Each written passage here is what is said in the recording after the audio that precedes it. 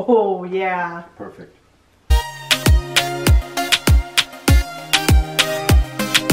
Cooking with the Higas! I'm Alex. I'm Danielle. I'm Dad. And we're the Higas! Okay, today we're going to be making a family recipe. It's a sweet and sour pork spare rib. Our Grandpa Higa used to make it. Grandpa Higa's from Hawaii, so he just called it Paqui. We're not really sure what that means. Maybe it's because it's got a little bit of Japanese ingredient. Ooh. So it's a little bit of Hawaiian, a little bit of Japanese. A little version, we're going to mix both the pineapples and the rakio to make it more of a diverse blend of Japanese and Chinese stuff. Yeah, it's yummy. Yummy. Woo! Let's do this. Ingredients that you're going to need. So we doubled the recipe, but I'll just say what it is for the original recipe. Spare ribs, 2 pounds. 1 clove of garlic, minced and shaved. Half a teaspoon of salt. Cup of sugar. Corn syrup, the light one, not high fructose. We're keeping it a little bit healthy. 1/4 of a cup. Apple cider vinegar, 1/4 of a cup of shoyu. Any brand works. Today we're using Aloha. 2 tablespoons of cornstarch, but today we're using potato starch. We just need something to thicken it up. Pineapple chunks, dole or generic, 2 bell peppers. The green peppers are cut up into 1-inch dices. 2 onions, pickled scallions. Sakyo. Mom calls them meatballs. Pickled everything is bomb.com. You ready to cook? Here we go. Ooh, nice face mask. Alright, so this is, you can get this at WWII. It's already sliced, spare rib, approximately about 1 inch. We're going to first wash it.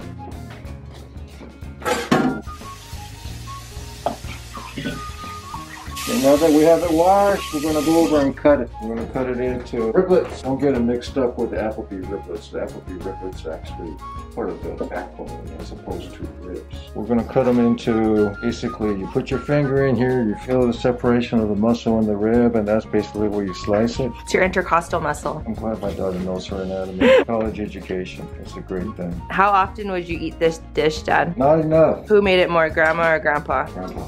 I think this dish actually migrated over from Hawaii with him. So my dad was born on the Big Island, and when he was a teenager, the family moved over to Honolulu. And during the war, he was in Hawaii. He graduated in 1944 from McKinley High School. Came over to the mainland in 1946 when he was drafted. I think it was 46 or even 45. I'm not even sure. The war was basically over. Initially went to join the MIS, military intelligence. Since he was a young kid, he didn't serve like a lot of the Niseis did.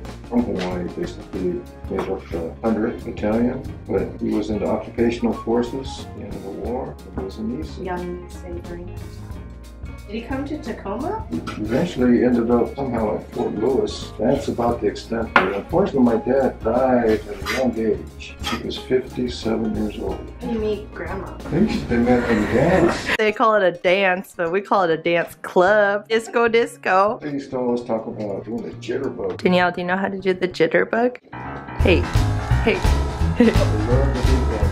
They used to go down to the Black and Tan when they first got married, Wolf and Jackson. What year was that when they got married? 1949. Which makes sense. Grandma was always dancing at weddings. Well, they liked the dancing. Maybe that's why we like to dance so much. Grandma, and my mom was second of actually 8 kids in the Kosai family. And there was Yosh. My mom came second, name was Hatsumi. Uncle Bobo, somehow he got that nickname Bobo, but his name was Aizo. But his actual nickname amongst his peers was Buster. He was third. Wait, Uncle Bobo's real name is Buster? Aizo. But you went by Buster? Izo, Buster, and Boba. That's confusing. That's why I was so Depends on where you worked. He was number 3. Uncle Frank was number 4. But Uncle Frank passed away at a very young age. I think he was 2 or 3 years old from basically the flu. And Uncle Mass came after that. And Uncle Joe and Auntie Reiko. Fortunately, Auntie Reiko is still alive and she's doing well. The rest of the Kosai brothers and sisters have passed away. But they leave a legacy of a zillion children combined between the Higas and the Kosais. I think we've got about 50 cousins. My dad was second to the youngest of 8 kids from Hawaii. Therefore, it was kind of confusing because I actually have cousins about the same age as my parents, and I actually have second cousins that are older than me. So that's, you know, that's pretty cool. But we really haven't seen too much of them because they're all in Hawaii. Auntie Lily. She's 91 years old, I believe, and she's living in Waipahu. She's doing well. Well, I cut all the pork spare ribs into about 1-inch chunks. First thing we do is flour them up a little bit. First, we're going to go and turn the stove on to medium-high. About 7. 7. We're gonna put the pork in the bag. All-purpose flour goes in the bag. I don't think I said that in my ingredients list, so don't forget your all-purpose flour. Squeeze it out, shake it, Oh shoot, there's a hole. Oh, I see it. put that in the bowl. Now, this is a little variation. You're going to sweeten the onions a little bit by caramelizing the vegetable oil. Okay, we're gonna brown the onions, caramelize it a little bit, get them sweet. About how long, Dad? Translucent. Gotcha. Stir it up, keep stirring. You'll hush it. He wants to step in so Here, bad. Dad, you do it.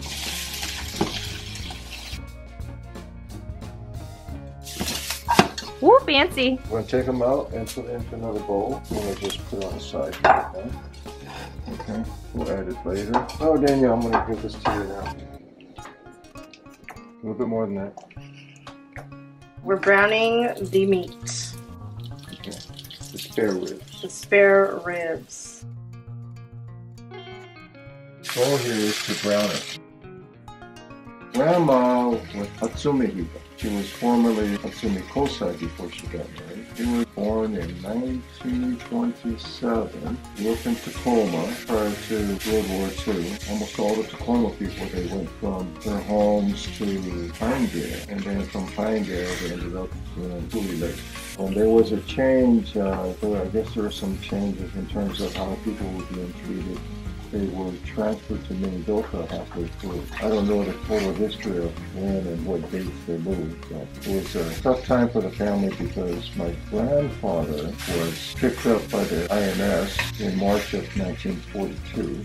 He was incarcerated in Missoula, Montana, I believe, for about 8 months until almost November of 1942. Finally released and shipped off to Tule Lake. The challenge was during that period when he was incarcerated, he was never charged with anything. However, he was in prison for a long period of time, so that was kind of sad. So that made it difficult for my mom, but fortunately they had a lot of good friends from Tacoma, like the Oye family and Morgichis, where they basically took care of each other like an extended family. So they looked after each other. And I remember reading the letter that Julianne Oye gave to me, a letter that was sent to her mother from camp, because Mrs. Oye was apparently pregnant and she was not sent off to camp with the rest of them until the baby was born. I remember reading the letter about make sure that you bring this, and that. It's cold there, and by the way, can you bring some underwear for Uncle Joe and Buster and Izo and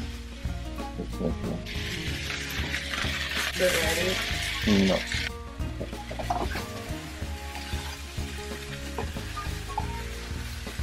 Yeah, and Caitlin Oye-kun works with me at Densho. We learned that our families know each other from Tacoma, which is really cool. I pretty much remember Grandma always cooking. My mom was a pretty good cook. Yeah. Although my dad was actually a real good cook too. Dad, you're not so bad yourself. Yeah. Well, I remember when I was young, coming home from grade school, and my dad was already over the stove by the time I got home. As soon as he had dinner basically prepared, then he went off to his second job. What was his second job? He was a janitor maintenance guy at an apartment on Queen Anne, the Victoria apartment. And his first job? His full-time job, he was a postal worker. But my dad was also a tailor, so he made extra money making clothes for people. Next thing, we put in the vinegar. Apple cider vinegar.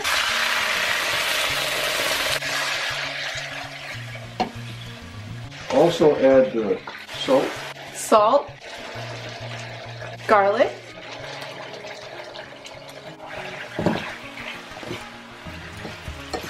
We turned it down to medium and we're letting it steam for 10 minutes. So Grandma never talked about camp. Not really. I don't feel like a lot of them would like to talk about camp. Well, she talked about camp, but the only time she talked about camp is pretty much when we got older. When she started going to the reunions, and she really enjoyed these reunions. They went all the time. Oh, really? How often did they have reunions? They had reunions not only for camp, but they actually had high school reunions because she graduated from high school in 1944. Oh, wow. It's interesting. Yeah. I found this at your house. I went on the Minidoka pilgrimage in 2005 Oh, cool. as a scholarship recipient, and I found this journal with the family numbers, dates of departure, entry dates. 4587. Grandma's was 4587. My grandfather's was 4585. Their family number is 19529, and so it's A, B, C, D, etc. Wow, they were a Alien number. Yep. And then we journaled each day. I wrote a paper after interviewing Grandma, and then kind of just talked about the trip. That's 15 years. Yep. We did bus Pictionary. On the bus ride there, I believe that took like 12 hours. Some friends who were on the trip. But yeah, when we came back, I interviewed Grandma again. This is the second time I interviewed her. This is in college. Grandma Hatsumi Kosai, she went to Pinedale Assembly Center, and then Tule Lake, and then Minidoka. She remembered that she was in Block 4 at Minidoka, and she said Barrack 6E with a question mark. But basically, she was born in Tacoma, met his father, Grandpa Higa, in Seattle. Her parents were Waki and Gizo Kosai, and then her siblings were Yosh, Aizo, Masayoshi, Frank, Joe, and Reiko. Her hobbies before camp was embroidery and knitting. I totally forgot about that. Before camp, she was at Central Elementary and McCarver Junior High School in Tacoma, Washington. She left Tacoma to go to camp in May of 1942, and she was relocated more than once. Pinedale, then Tule Lake, then Minidoka. She remembers being transported by train, and then I asked her, did you have any idea where you were being taken, or were you worried? She said she had no idea. She was a young teenager who followed the family, and she didn't understand when she was told about it because she was too young, and she was 15 years old. She remembered that her brother Yosh was in high school at that time, and everybody else was in middle school or elementary. Her parents leased a hotel in Tacoma because they couldn't own property. She said her father also worked at a lumber mill. Our great-grandfather, Gizo Kosai, came to the United States in 1906 when he was a young child with his mother. And Grandma thinks that her mother, Waki, came to the United States in 1922. Ji-chan was born in 1899. Jeez. And then I asked her, can you remember how your parents reacted after Pearl Harbor? And she said, shocked. Gizo was taken and arrested by the FBI, and he was a Japanese soldier, served in the Japanese army. He was in the Japanese soldier club. He was a Japanese soldier? Interesting. Yeah. So the story about him, the reason why he was in the Japanese army is because when he went back to Japan with his mom to take back his father's ashes, when he was, I believe, 17, he was drafted into the Japanese army. Since he came to the United States at such a young age, he couldn't read or write Japanese. He could speak Japanese, but he couldn't read or write. But the interesting story was they were trying to smuggle the family back out of Japan before he got picked up, but what they did was, this is the story. They were hiding him in different parts of Shigaken so that they can keep the Japanese army from finding him. But what they did was they arrested his mom, put her in jail until he came out. So he ended up serving in the Japanese army, I believe, what Uncle Yost told me, it was only like 6 to 8 months. Very short. Yeah, because he couldn't do anything because he couldn't read or write Japanese. He could speak Japanese, but not very well. So the only thing he got to do was help the cavalry, or support the cavalry by cleaning horse stalls every day. So as soon as he was released, he came back to America. What important values were taught by your parents or life lessons learned through your childhood? This is Grandma's. And she said, it's important to be proud of yourself, no haji. Be faithful and proud of your heritage and do everything right. What's Haji? I don't know.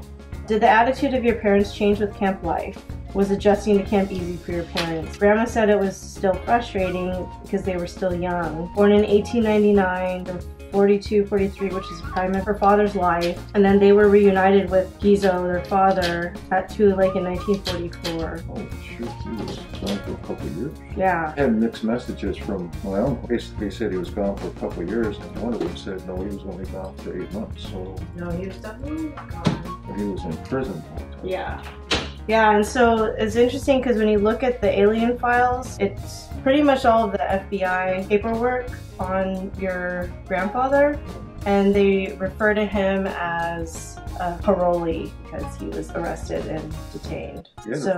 Yeah, so they monitored his whereabouts in Idaho after he was released. They made sure he was employed in Pocatello, I think it was. So he was followed around, and obviously there's some reports on his attitude, which I'm like, of course you would have attitude if you were detained for no reason. I don't blame him. Oh, Grandma talked about the block party and dancing as her favorite activities and things she was involved in. She's still kept in touch with friends from Seattle. She was a bashful lady, she said. There's a video recording, or a audio recording of her saying she was shy, which was really hard for us to see. It's been 10 minutes. Okay. Ooh. Now you add the other ingredients. Smells good. So add the shoyu and sugar. Shoyu, sugar.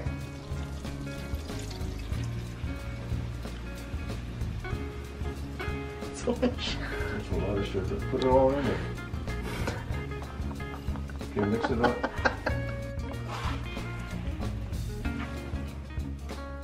This is not like teriyaki, this is sweet and sour, so that's why. The liquid is actually the vinegar and the shoyu, and then you have about the same amount of sugar. Ooh, it smells really good. It Smells good. Wish all you guys can smell this right now. Smell-o-vision. Adjusting the heat setting to medium. Is it Caro syrup, Aro syrup, or Avocado syrup. Avocado syrup? Ooh, it's kind of pretty.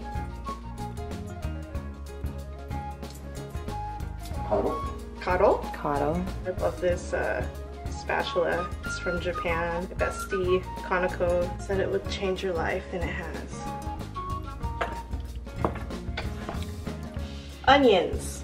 Caramelized earlier, right? That we caramelized earlier. Bam! Bam! Bam! Turn up the heat so it simmers. All of these ingredients will mix together and be one happy family.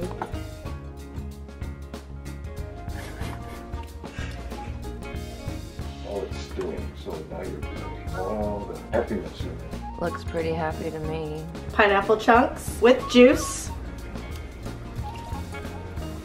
Everything's happier with pineapple. Especially on your pizza. Ooh, you said turnip too? Hi! Get it boiling. You want it to dance. Starting to dance. So this recipe is originally from your parents, but also it's in the Seattle WWII cookbook. Do you know what year that cookbook is from? About 2000.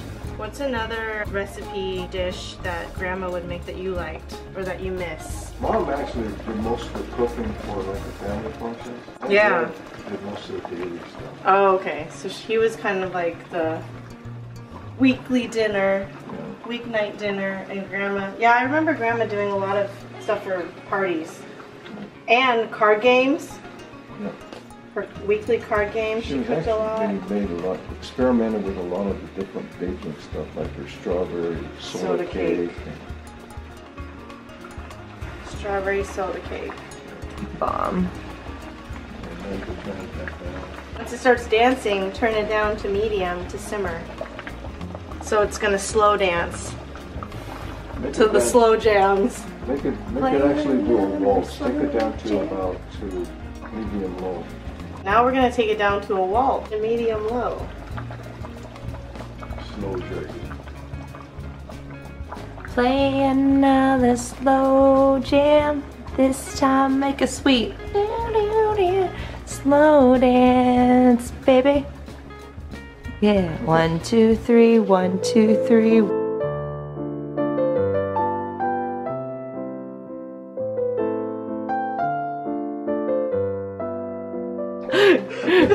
Now you need a half a cup of water. Oh.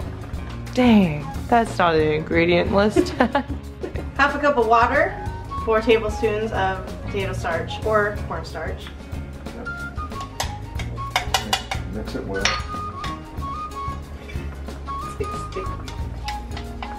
Looks like milk. Lactose free. Gonna put it in. Add it to Happy dancing? Hello, happy meat family. Don't forget to make your gohan. And now you let it thicken How long do we let this thicken for? until it's thick. That makes sense.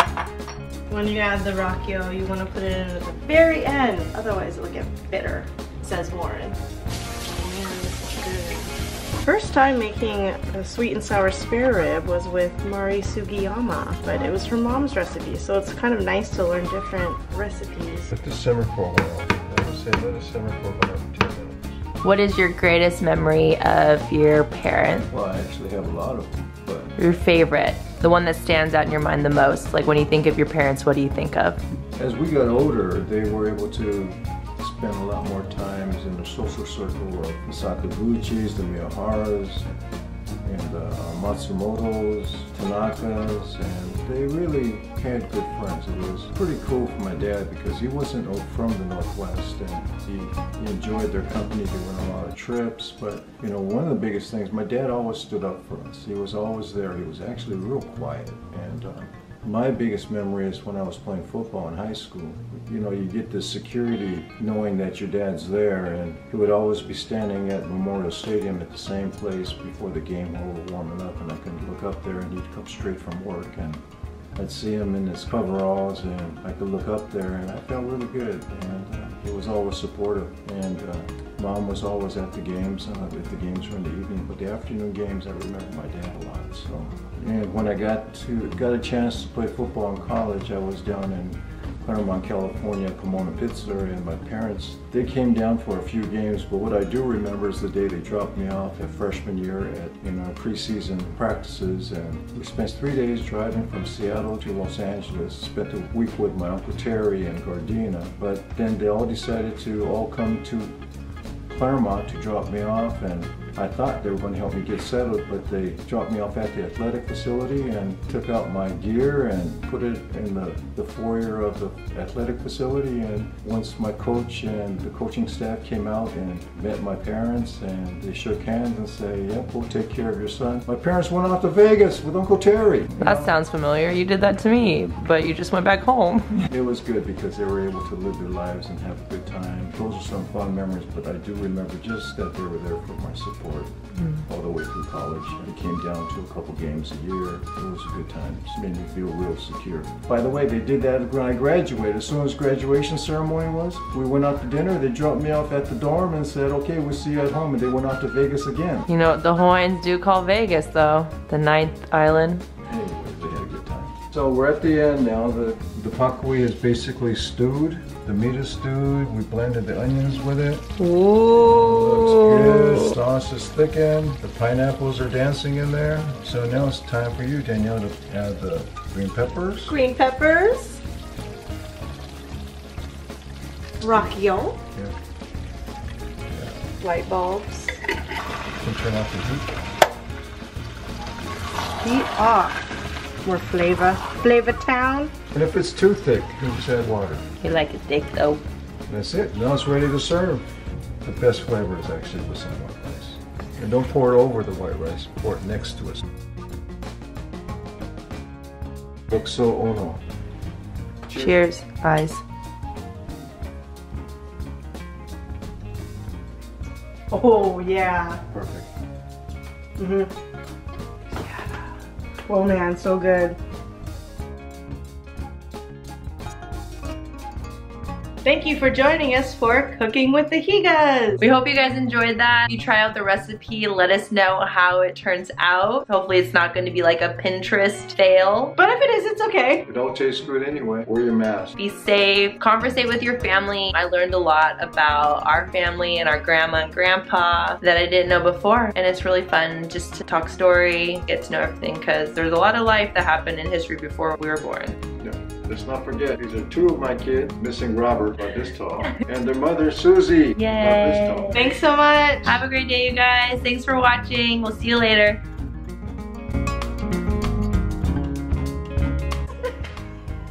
Minced and shaved. What's two? Minced or, I know, but Oh. I'm doing the original, Danielle. Stir it up, just stirring. We'll watch it. Paqui. Paqui. Paqui. But how do you spell that? If you Google it, it comes out with tortilla chips. Or it says buckwheat. How to get the perfect amount of. Hi, Sots. Okay. My fridge looks super cluttered. Who cares? Paqui. I didn't get that. Could you try again? It's high fructose. It's 0 grams of high Oh. fructose corn syrup, Danielle. Go ahead. Do a little dance. Make a little dance. Cooking with the Higas. Do it again. Thank you for joining us for Cooking with the Higas.